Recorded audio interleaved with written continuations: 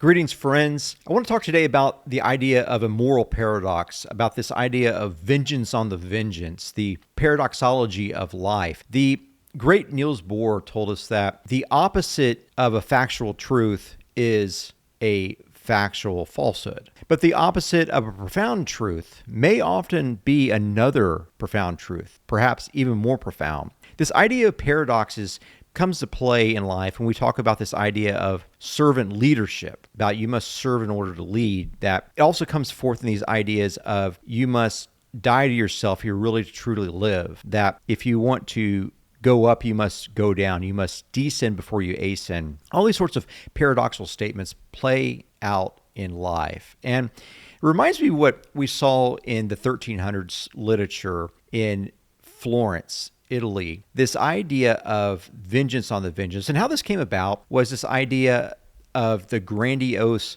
divinity of the Roman Empire. This is about the time the words the Holy Roman Empire became in play. And I think you have to go back to 63 BC when you see the general Pompey ordered to go and take over Jerusalem. And he institutes Roman rule around this time, that there's Roman taxation, there's Roman polytheistic types of perspective coming from all other places around the Asian and Oriental countries nearby. All these influences flood in Jerusalem and really take hold of the Jewish tradition that is a people that is very against enslavement, very against entitlement, very against this idea of being the citizens of another. And you find this at play when you enter into the biblical time of the New Testament around 3 BC, when you find this interesting conversation between the Jews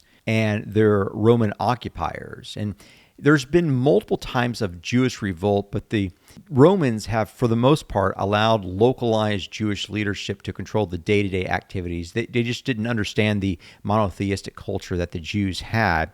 And so there would generally be a Herod or someone like that would be localized to represent the crown, represent the Roman Empire to Israel. But there was a little bit of autonomy there. And so you see this play out when the Jews demand for the crucifixion of Christ. And the way that happens is that the Jews bring Christ before the Roman leadership, Pontius Pilate in this case, and demand for him to be executed. Pontius Pilate interviews him, says, "I find no guilt in this man," send him away, and the Jews persist. And in order to avoid another uprising, yet again, Pontius Pilate says, "Look, I'll do whatever you want to do. Like, if you want to let this guy go, I'll let this guy go. If not, we'll do it." And so finally, the Jews persist. They threat through crowd, through mob rule, and the Romans, through influence of the Jews, the Jewish leadership specifically at that time, crucify Christ. Now, historically, there's been people on occasion that would blame the Jews for the crucifixion and the death of Christ, that the Jews murdered Christ. I don't think it would be something like that necessarily, but I think it might be something closer to the Jewish leaders had Christ put to death. I think that's a very fair historical statement. Now, when we read the text of Josephus has this idea coming about around 70 AD. This would be about 35 years after the crucifixion and resurrection of Christ, where he comes in and says that there's something that happens. Christ makes this profound statement that not one brick would be left on top of another, not one stone on top of another of the temple. He foretells the destruction of the second temple. Now, this is the second temple, so that means the first one's been destroyed, right? So the second temple is destroyed in approximately 70 AD when the great Roman general Titus, through indirectly the command of Nero, and then through his successor, goes and besieges Jerusalem because there's another Jewish uprising in place. There's a Jewish revolt that begins in 66 AD. Now, Titus besieges Jerusalem about the time of Passover, and he allows all the migrants, all the pilgrims to come into Jerusalem, knowing that it would only exhaust the food and water supply of the city itself. And he lets them all migrate in, but he doesn't let anyone out when he besieges it in April. Again, this is Passover time. Well, it takes about 4 months. It takes until about August of 70 AD when Titus decides to go ahead and storm the city and take over Jerusalem again. Remember that the Jews had been expelled the Romans had been expelled by the Jews from Jerusalem. And so now they're storming to take back over the city, and Titus has had enough. He decides to destroy the second temple. He decides to create an atmosphere of intense persecution, and so it is. Now, from the 13th century mindset, this would be sort of the medieval, historical, symbolic mindset. You begin to see this coming up in the book, the De Marcaria, that's written by Dante. And what he writes is something that's really unique that I've never read before. And he starts talking about this idea of vengeance on the vengeance, that somehow the act of the death of Christ is the vengeance of God on sin itself, the sin that resides in mankind, in order to set us right with God, but also that it's also vengeance that the Jews perpetuated through the hands of the Roman army on Christ. It's a double vengeance there. And what Dante writes in the 13th century is something that 14th century, I guess technically, is something about this idea that it was a holy thing that Titus came through there and destroyed the second temple and took back Jerusalem, that he had vengeance on those who had vengeance on Christ, which is quite ironic.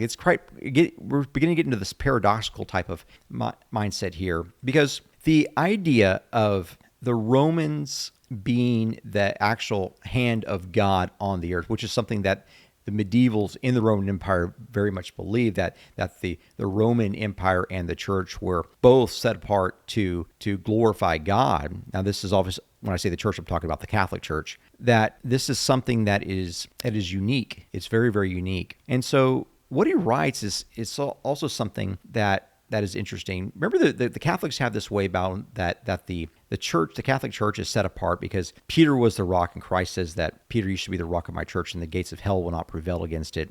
And it has this Mariology that's built into that. It has this unique non-sola scriptura type of perspective on the view of Christ and the Scripture also being able to be interpreted by the papal authority, which is really unique. But also, he gives authority to the Roman Empire. He gives divine authority to the Roman Empire. Why is this?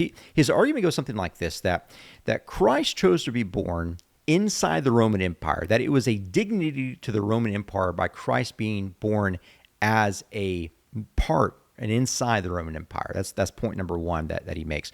Point number two that he makes is that Christ being chosen, being allowed to become a person who's counted in the census of the Roman Empire. Remember, he's counted in the census like at his birth. Joseph and Mary are traveling to Bethlehem so they may be counted for the census. That his argument is that Christ has done a divine favor to the Roman Empire by agreeing to be counted as one of them. And so this, in a way, begins to sanctify the Roman Empire and show that it is set forth, it's set apart from all the other empires and institutions of the world. And so from the 12th to 13th century mindset, this medieval mindset, we have this idea that the Roman Empire is the divine hand that effectuates justice. But then you also have this point number three, that Christ allows the Roman Empire to execute him as an act of honor, an act of showing the uniformity and the universality of the Roman Empire. And that which is universal is also, by definition, just in the medieval mindset. And so you have the Roman Empire put forth as not only a universal organization, a universal model of glory, but also this idea of it being just, that it is the executor of justice. And of course, you go on and you hear about Justinian being the procurator of justice itself, of law itself, the writer and the simplifier of law. Now, so we find these three great theoretical blessings on the Roman Empire by Christ. Number one, being born inside the Roman Empire. Number two, being willing to be counted a citizen in their census of the Roman Empire. And number three, by allowing the Romans to actually crucify him, although it is that not the will of the Roman Empire that crucified him, but the will of the Jews. Now, it said that Christ was crucified in order to allow the Father to have vengeance on the sin of humanity through him. Christ, as the representative of humanity, takes on the sin of the world, sin of mankind, and through death destroys sin. Because only through sin comes death. Death is the child of the sin, in the words of Milton. So we have this idea at play where God's vengeance on Christ is perpetuated by the vengeance of the Jews through the hands of the Romans on Christ himself. It's a double vengeance. This is where we begin to get to this idea of paradoxology. You have this idea of the alignment of not only the moral paradoxes, but also of the historical paradoxes that one may look at through the historical lens and also the moral lens, the same event, and see two different paradoxes. And this is what he's calling in the Demarcaria, this idea of vengeance on the vengeance, this great paradox. So how do we use this? How do we interpret this in our daily lives? I think one of the things we do is we look at non-secular, we look at non-religious types of institutions and see that, do paradoxes really play a role in that? I think they do. I think a business would be a good example. That the classical business strategy is to specialize. It's only through specialization that you gain institutional knowledge that's broadly disseminated among a team of specialists. And specialists can only do things in a certain way. And specialists, by their very nature, not only work faster, they're more efficient, which means they're highly profitable whenever they have enough workload, but also they're able to do a better job. The quality increases. So you get speed and quality increases through specialization. But the only way you get specialization is if your business isn't doing everything, right? You don't want to have the same business making hamburgers and also building spacecraft and also cleaning toilets. It's just not aligned. So you have a specialty. You work within a specific industry, a specific service, a specific product, and that's how you effectuate your change in the world as an organization. But you specialize in one more thing and one specific thing.